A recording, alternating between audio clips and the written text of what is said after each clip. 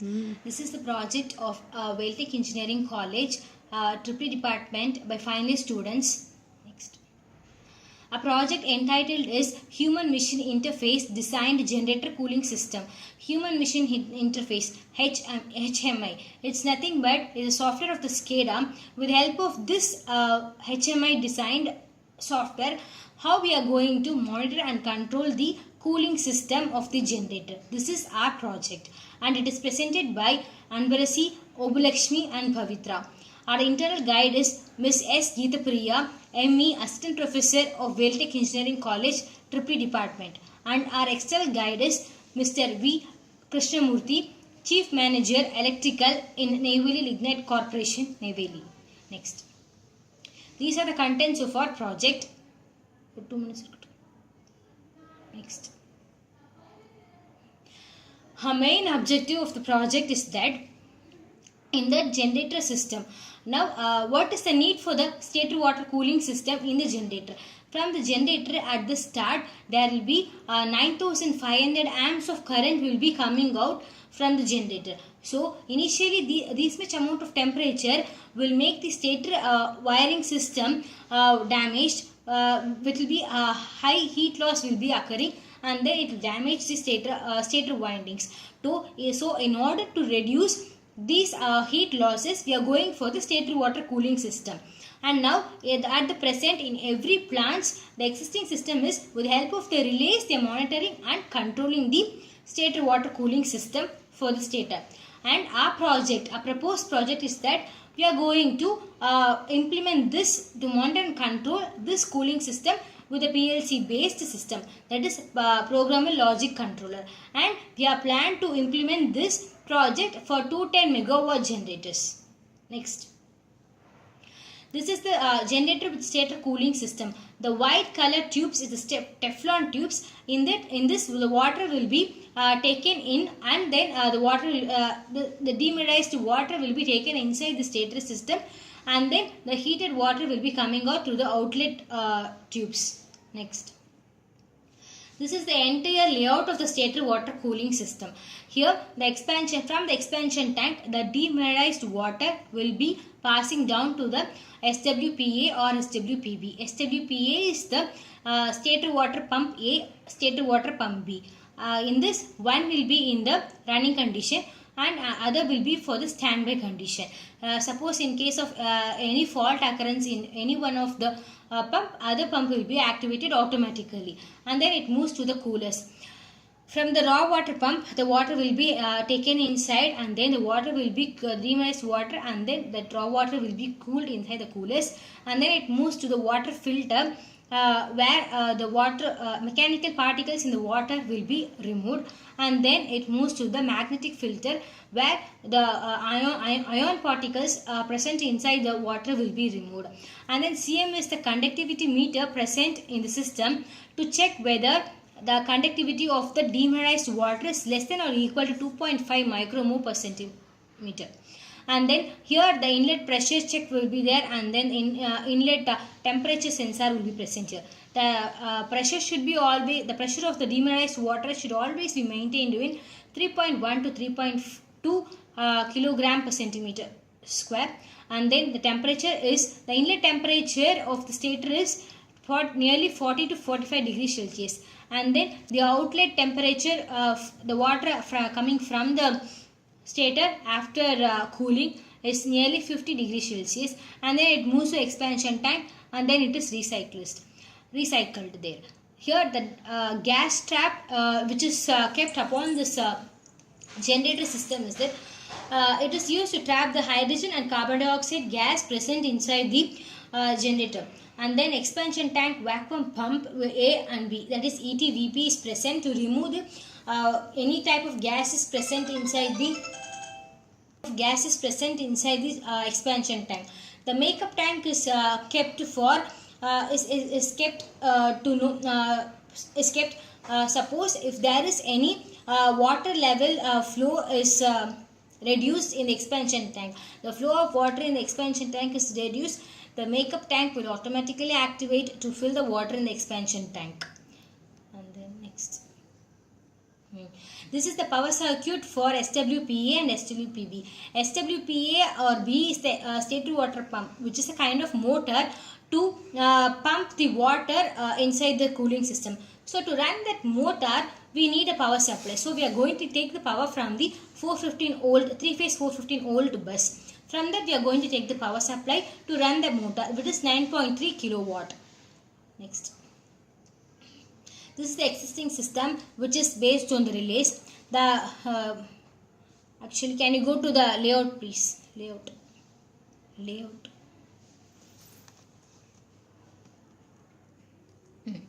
In this layout, the parameters we are going to monitor and control is conductivity meter, whether conductivity we are going to monitor and control, and then pressure of the water we are going to monitor and control, and then the flow of the water we are going to monitor and control, and then whether the state water pump A or B is in which is in the running condition, which is in standby condition, whether it is running in the remote condition or it is in the manual condition. These are the inputs you are going to give to the existing system, and then the outputs will be the indications and alarm of that fault indications. Here, these are the inputs given to the relay system, and then outputs taken are this annunciations, this alarms, this indications of that input will be taken. Here, you are going to in the relay system, you are going to use the relays, timers, and physical wiring will be more in this existing system. Next, here the SWPA control logic using relays. The SWPA control logic using relays. Here the more type of wiring connections is given here. Here of course more type of wiring connections is given and more type of relays is used here. Suppose in case of any fault occurrence in our system, the relay should sense the fault, and then it should activate, and then the annunciation should come. So the relay system takes nearly 60 seconds to find out the fault. So which is time consuming project. Next. These are the wiring connections of SWPB. Next. Is the instrumentation feedback of SWCS, that is to know whether the expansion tank level, pressure level of the system. These type of relays are used to find out that. Next. Here the disadvantage of relays are here. The first most is it is time consuming process, and then it takes lot of cost to build up this entire relay system, and then more wiring connections is required here, where then troubleshooting is very difficult here, then power loss will be more. So to overcome this type of disadvantages, we are going to use the PLC based system, that is programmable logic controller. Next, here programmable logic controller, here we are going to use here, with help of the programming itself, we can monitor and control the in any type of the system, which is an automation system. Next, this is the PLC we are using here. The PLC is the micro type PLC, modular, and then it is a 12-pin input and 16-pin output PLC. The supply given is 12 volt or 24 volt DC or 120 volt AC supply will be given here. And then here inside this this PLC is a kind of computer, where inside this the CPU will be present and then memory will be present. The inputs given will be the sensors and the output taken will be the actuators. The sensor inputs given will be taken as the digital inputs, and then it will be stored in the memory, and then the outputs will be given as the indications or annunciations and then alarms. Next. This is the general architecture of the PLC. What all the program will be loaded into the memory. The memory has address data control, and then inputs and outputs will be the for the real world purpose. Inputs will be the sensors given, and then output will be the indications. Central processing CPU will be there. Here memory will be there, and then it will be the program will be stored in the digital format in the CPU. Next. is the PLC. Inside that we are using the software part, and then here in this PLC we are the programming used in this PLC is ladder logic. Why we are going to prefer the ladder logic program is that it will be a user friendly program and it can be easily understood and learned by the engineers. Next, the hardware of the PLC.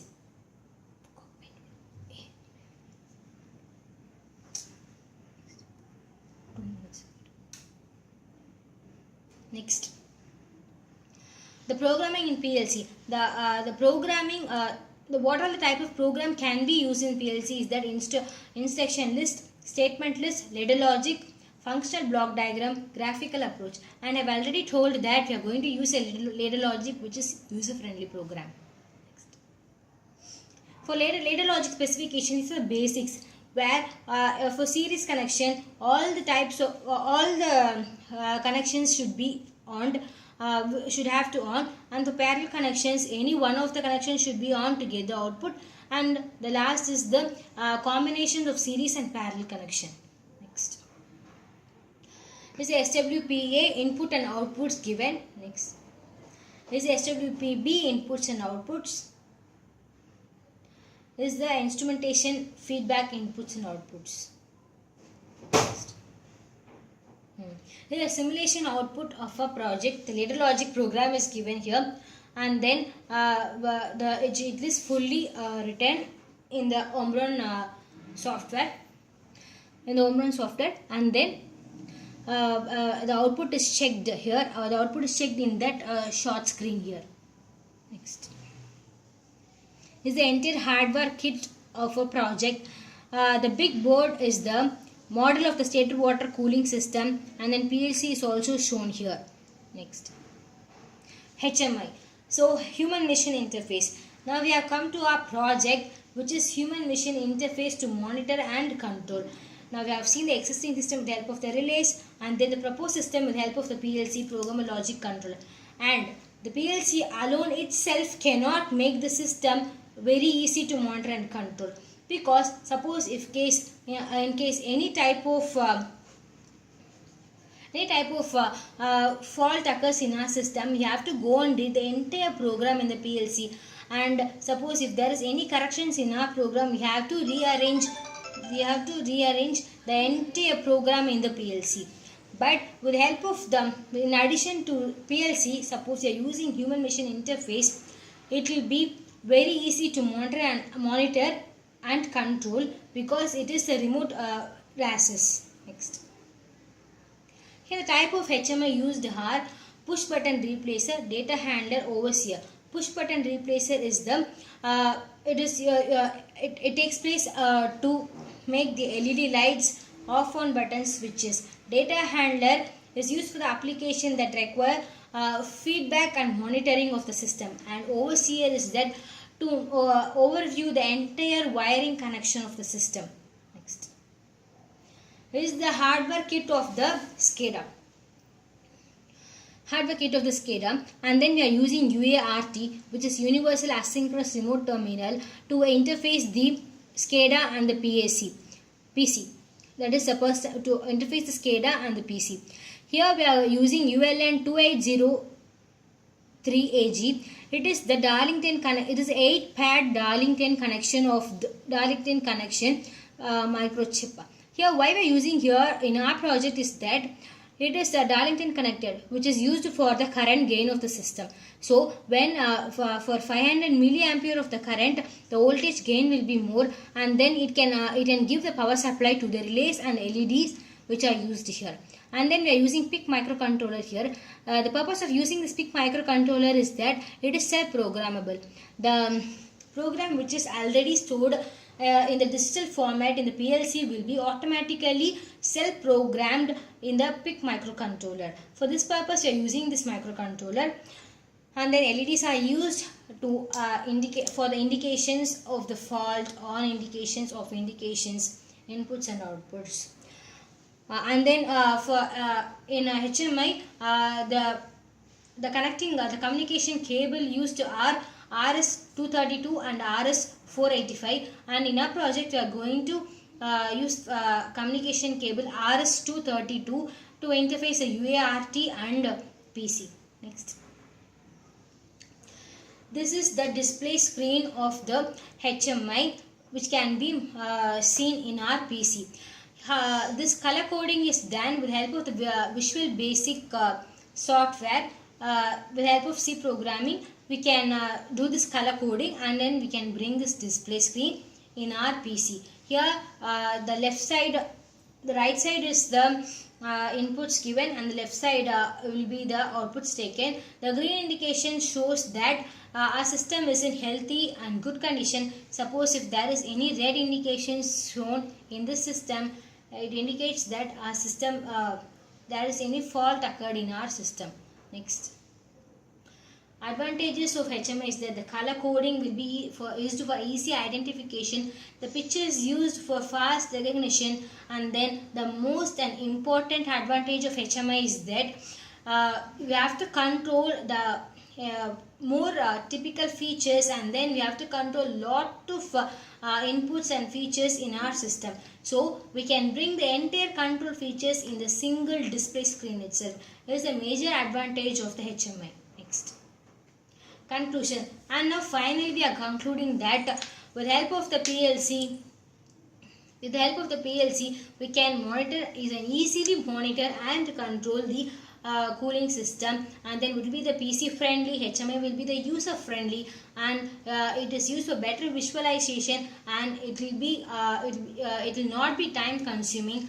And then I forgot to say the matter that the PLC will take only 25 milliseconds to scan the entire program, and then to detect and find the fault it take only 25 milliseconds, where it is not time consuming also. In relay it takes 60 seconds to detect the fault.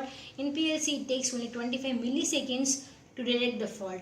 So it is not time consuming, and then it is user friendly program, and then it is not costly at all, and then it is not space consuming.